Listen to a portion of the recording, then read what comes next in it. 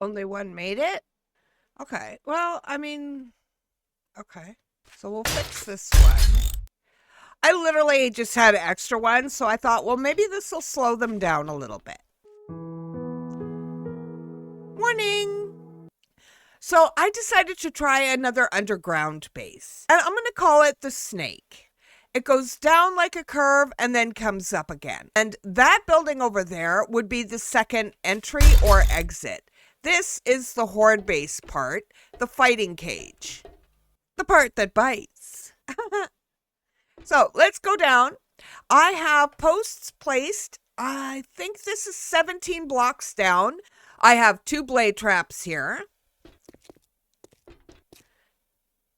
And my fighting position. I won't be able to repair my fence posts. As long as I can keep these 2 somewhat maintained, I think I'll be okay. I expect there to be some really nasty ones coming this time. Generator for this, if something goes wrong, I have this as a backup. I'll just put up a couple of ladders and keep firing. If something goes wrong again, I'm going to lower this down. You could easily use a roll-up, but I had this just so we could still see for the tour. And I can turn on the generator on this side of the gate so the blades can continue working. I may not even have to come down here, but if I do, at least I'll be able to fire through it.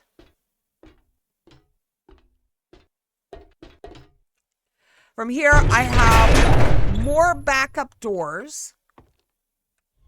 And this is where the minimal Horde base is. You catch the least amount of attention and you leave the smallest heat marker possible. Here, let me show you underneath. If somebody has a better name for it, let me know, and I have no problems changing it. So we have the cooking area, we have the forge, and I mean, a person can easily expand out if they need to. Workbench, chemistry station, protections from this end.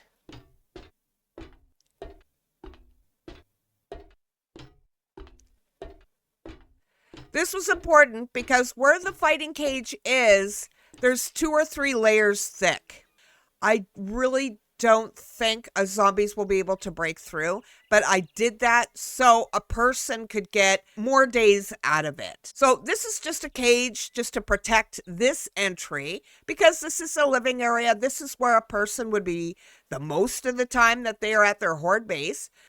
I have this surrounded with spikes simply because of the Horde. I did definitely want some on here because it's short. This is only 2 blocks high, and then we've got the half slab, and then another one. So spider zombies can jump up on here. I don't know about anything else. Maybe if they tower. These I don't think is really necessary, but it's better to be safe than sorry. I do kind of go a bit overboard with the protections, but I don't want to die. This is a 1 deep block area, so that's why I have it sectioned off. And then if need be, if they come through that end, lower this and have some extra protection from this end as well. I like having a safe booty. It makes me happy. I do risk them hitting the walls here because of being stunned or taking damage from the fence posts. These walls are too thick. Try to add lights. You'd want lights if this was your base anyway, so you don't fall down the freaking hole and die.